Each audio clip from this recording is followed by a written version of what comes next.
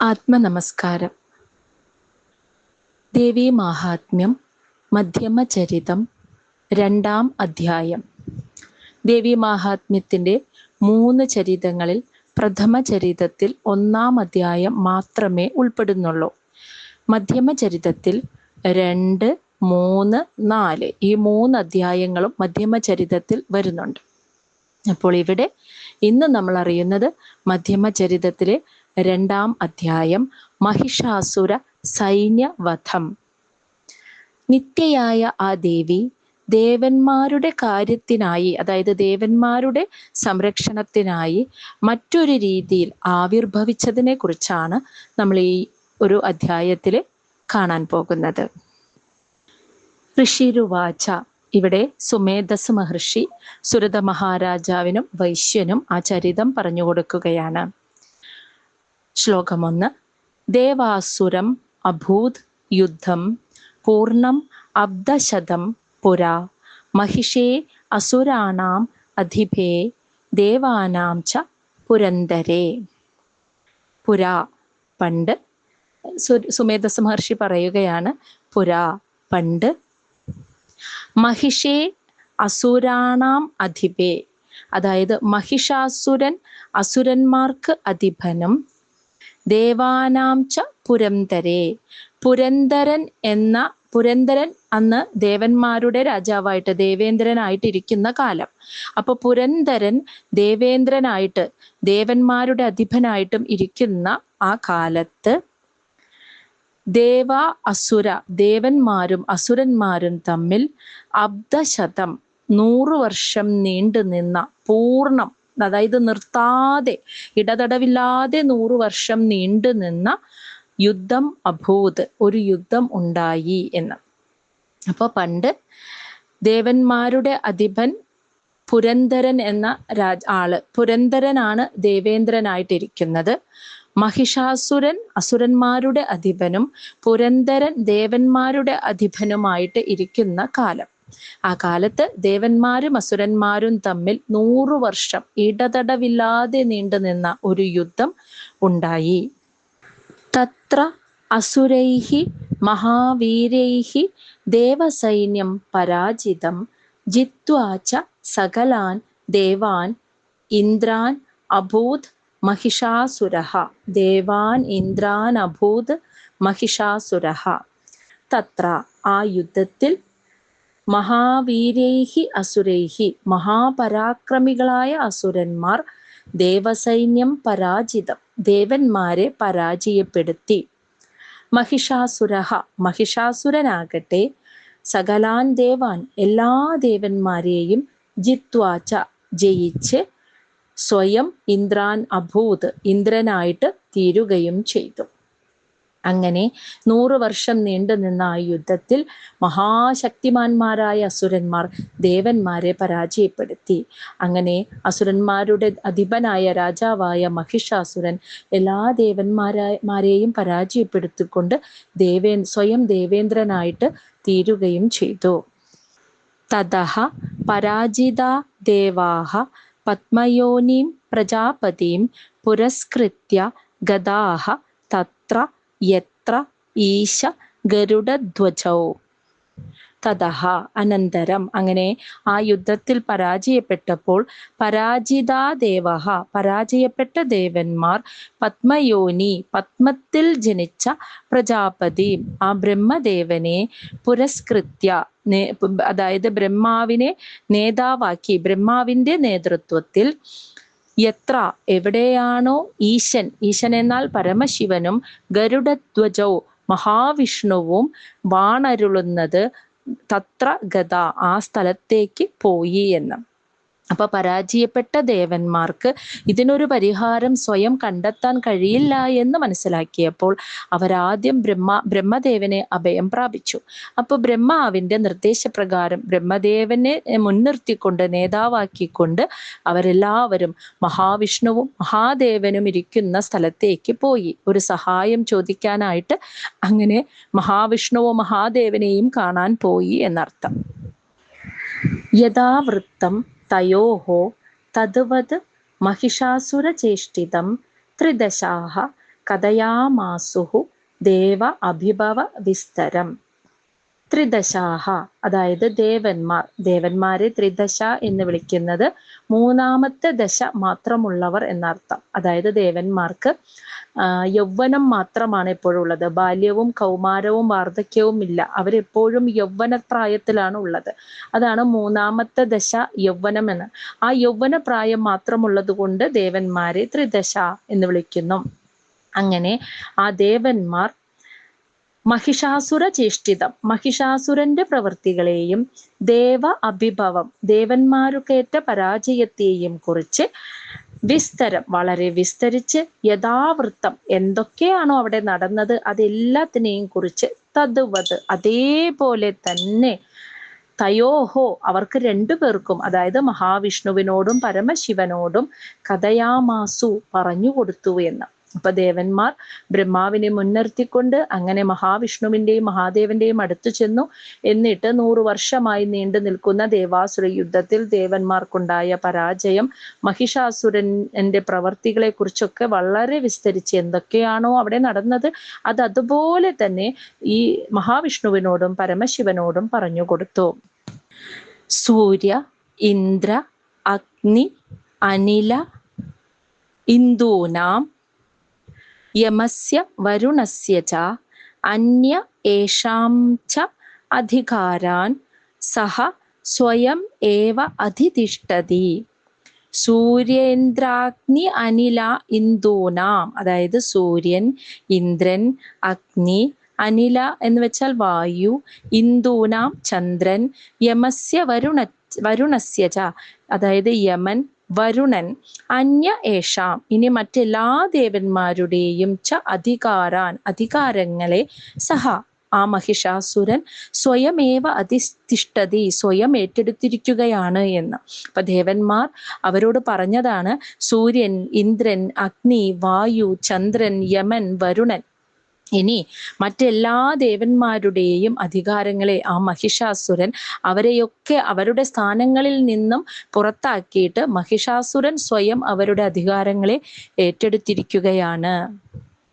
സ്വർഗാൻ നിരാകൃതാഹ survey തേന ദേവഗണാ ഭുവി വിചരന്തി യഥാ മർത്യാ മഹിഷേണ ദുരാത്മന. ഇവിടെ ദേവഗണങ്ങളെയെല്ലാം, അതാണ് സർവേ ദേവഗണ, എല്ലാ ദേവന്മാരെയും ദുരാത്മന മഹിഷേണ, ദുരാത്മാവായ അല്ലെങ്കിൽ ദുഷ്ടനായ മഹിഷാസുരൻ സ്വർഗാൻ നിരാകൃതാഹ, സ്വർഗത്തിൽ നിന്നും ഇറക്കി വിട്ടതുകൊണ്ട് എല്ലാ ദേവഗണങ്ങളും ഭുവി, ഭൂമിയിൽ, യഥാ മർത്യ, മനുഷ്യരെ പോലെ, വിചരന്തി, ചുറ്റിത്തിരിയുകയാണ് അല്ലെങ്കിൽ അലഞ്ഞു നടക്കുകയാണ് എന്ന്. അപ്പോൾ ദുഷ്ടനായ മഹിഷാസുരൻ എല്ലാ ദേവന്മാരെയും സ്വർഗത്തിൽ നിന്നും പുറത്താക്കിയതുകൊണ്ട് ദേവന്മാരെല്ലാം ഇപ്പോൾ ഭൂമിയിൽ മനുഷ്യരെ പോലെ ഇങ്ങനെ അലഞ്ഞു തിരിഞ്ഞു നടക്കുകയാണ്.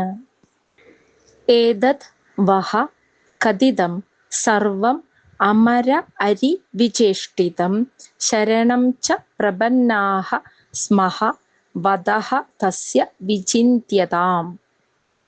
ഏതത്, ഇപ്രകാരമുള്ള അമര അരി, അതായത് ദേവന്മാരുടെ ശത്രുവായിട്ടുള്ള മഹിഷാസുരന്റെ വിചേഷ്ടിതം, പ്രവർത്തികളെ കുറിച്ചെല്ലാം, സർവം, അതിനെക്കുറിച്ചെല്ലാം, വഹ, നിങ്ങളോട്, അതായത് മഹാദേവനോടും മഹാവിഷ്ണുവിനോടും കഥിതം, ഞങ്ങൾ ഇതാ പറഞ്ഞു കഴിഞ്ഞിരിക്കുന്നു.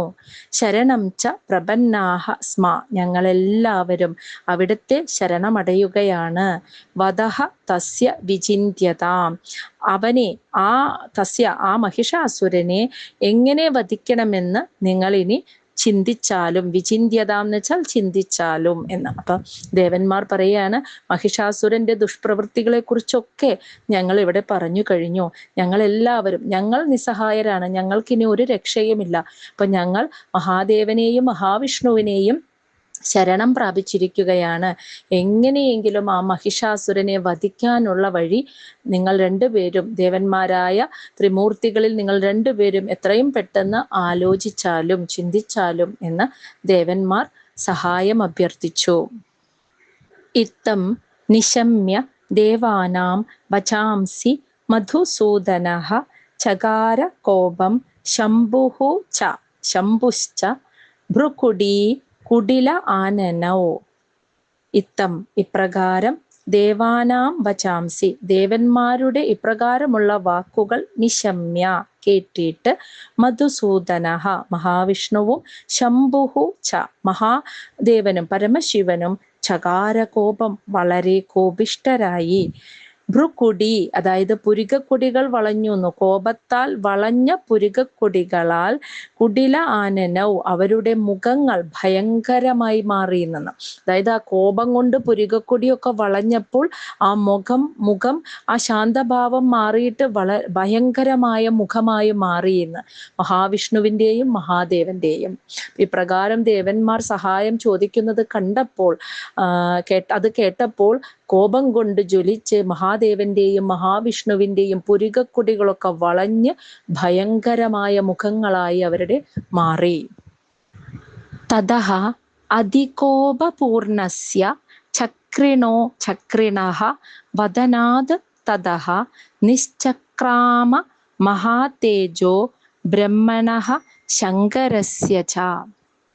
തതഃ അനന്തരം അതികോപപൂർണസ്യ വളരെ കോപാകുലരായ ചക്രിണഃ മഹാവിഷ്ണുവിൻ്റെയും ബ്രഹ്മണഃ ബ്രഹ്മദേവന്റെയും ശങ്കരസ്യ ച മഹാദേവന്റെയും തതഃ വദനാത് ആ മുഖത്ത് കോപം കൊണ്ട് ജ്വലിച്ചു നിൽക്കുന്ന ആ വലിയ ആ വിസ്തൃതമായ മുഖത്ത് നിന്ന് മഹാതേജോ മഹത്തായ ഒരു തേജസ് നിശ്ചക്രാമ പുറത്തേക്ക് ഒഴുകിയെന്ന് വിനിർഗമിച്ചു പുറത്തേക്ക് വന്നു. അപ്പോൾ അങ്ങനെ ഒരു തേജസ് പുറത്തേക്ക് വരികയായിരുന്നു. ആ വരുത്തുക എന്നതായിരുന്നു ത്രിമൂർത്തികളുടെ ഉദ്ദേശം. അപ്പോൾ ദേവന്മാരുടെ അഭ്യർത്ഥന കേട്ടിട്ട് കോപം വന്ന ത്രിമൂർത്തികൾ 3 പേരുടെയും ആ വിസ്തൃതമായ മുഖത്ത് നിന്ന് മഹത്തായ ഒരു തേജസ് അന്നേരം പുറത്തേക്ക് വന്നു. അന്യേഷാം ച ഏവ ദേവാനാം ശക്രാദീനാം ശരീരതഃ നിർഗതം സുമഹത്തേജഃ തത് ച ഐക്യം സമഗച്ഛത. ദേവാനാം ശക്രാദീനാം ഇന്ദ്രൻ തുടങ്ങിയ ദേവന്മാരുടെയും അന്വേഷാം മറ്റെല്ലാ ദേവന്മാരുടെയും ശരീരതഃ ശരീരങ്ങളിൽ നിന്ന് നിർഗതം പുറത്തേക്ക് വന്ന സുമഹത്തേജഃ ആ മഹത്തായ തേജസ് എല്ലാം തത് ച ഐക്യം സമഗച്ഛത ആ തേജസ് എല്ലാം കൂടി ഒന്നായി ചേരുകയും ചെയ്തു എന്ന്.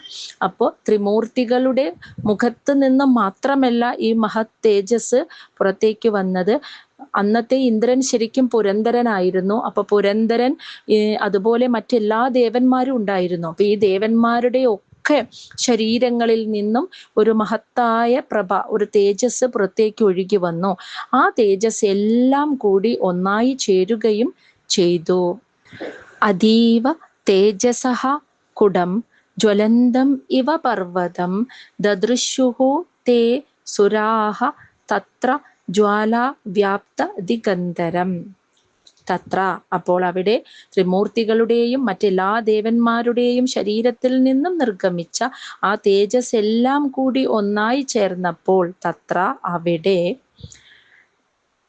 ജ്വലന്തം ഇവ പർവ്വതം ജ്വലിക്കുന്ന ഒരു പർവ്വതം പോലെ ജ്വാലാ വ്യാപ്ത ദിഗന്ധരം ജ്വാല കൊണ്ട് ദിഗന്ധരം ദിക്കുകൾ മുഴുവൻ നിറഞ്ഞ ദിക്കുകളെ മുഴുവൻ ആ ജ്വാല കൊണ്ട് ഇങ്ങനെ പ്രകാശിപ്പിക്കുന്ന അതീവ തേജസഃ കുടം ഒരു അതീവ തേജസ്സുള്ള ഒരു നിറകുടം അല്ലെങ്കിൽ ഒരു ശരീര രൂപത്തെ തേ ദേവഃ ദദൃശു ആ ദേവന്മാർ കണ്ടു എന്ന്.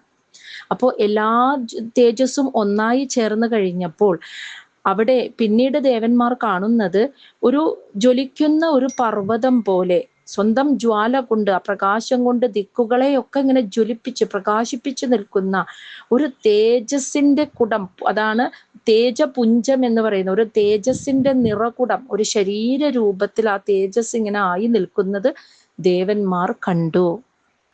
അതുലം തത്ര തത് തേജഃ സർവദേവ ശരീരജം ഏകസ്തം തത് അഭൂത് നാരി വ്യാപ്ത ലോകത്രയം ത്വിഷ. സർവദേവ ശരീരജം എല്ലാ ദേവന്മാരുടെയും ശരീരത്തിൽ നിന്ന് ജം എന്ന് വെച്ചാൽ ജനിച്ച, അല്ലെങ്കിൽ പുറത്തു വന്ന് ഒരുമിച്ചു കൂടിയ തത് തേജ, ആ തേജസ്, ആ നിസ്തുലമായ തേജസ്, തത്ര അവിടെ, അതുലം എന്ന് വെച്ചാൽ തുലനം ചെയ്യാൻ കഴിയാത്ത രീതിയിൽ, ഏകസ്തം ഒരേ ഒരു ത്വിഷ, അതിൻ്റെ ഒരേ ഒരു പ്രകാശത്താൽ, തേജസ്സിനാൽ, വ്യാപ്ത ലോകത്രയം, 3 ലോകങ്ങളെയും പ്രകാശിപ്പിച്ചുകൊണ്ട്, തത് അഭൂത് നാരി, ഒരു സ്ത്രീ രൂപം സ്വീകരിച്ചു, ഒരു സ്ത്രീയായി തീർന്നു എന്ന്. അതാണ് ആ പറയുന്നത്. എല്ലാ ദേവന്മാരുടെയും ശരീരത്തിൽ നിന്നും പുറത്തു വന്ന് ഒരുമിച്ചു കൂടിയ ആ നിസ്തുലമായ തേജസ്സിന്റെ പ്രകാശത്താൽ, അതിൻ്റെ ജ്വലനത്താൽ 3 ലോകങ്ങളും വ്യാപിച്ചു എന്ന്, ത്രിലോകങ്ങളെയും പ്രകാശിപ്പിച്ചുകൊണ്ട് അതൊരു സ്ത്രീ രൂപം സ്വീകരിച്ചു, ഒരു സ്ത്രീയായി തീർന്നു. ഇനി ആ ഉണ്ടായി വന്ന സ്ത്രീ രൂപത്തിന് ഈ ദേവന്മാരുടെ ശരീരത്തിൽ നിന്ന് നിർഗമിച്ച തേജസ്സുകൊണ്ട് ഈ സ്ത്രീ രൂപത്തിന് ഓരോരോ ശരീരാവയവങ്ങൾ ഉണ്ടാകുന്നത്, പൂർണ്ണ രൂപത്തിൽ ഒരു സ്ത്രീ, ഒരു ദേവിയായി മാറുന്നത് എങ്ങനെയെന്ന്, അത് ദേവന്മാരുടെ ശരീരത്തിൽ നിന്ന് നിർഗമിക്കുന്ന തേജസ് കൊണ്ടാണ് ഈ ദേവിക്ക് വേണ്ട എല്ലാ ശരീരാവയവങ്ങളും ഉണ്ടായത്. അതെങ്ങനെയെന്ന് നമുക്ക് അടുത്ത ഭാഗത്തിൽ മനസ്സിലാക്കാം.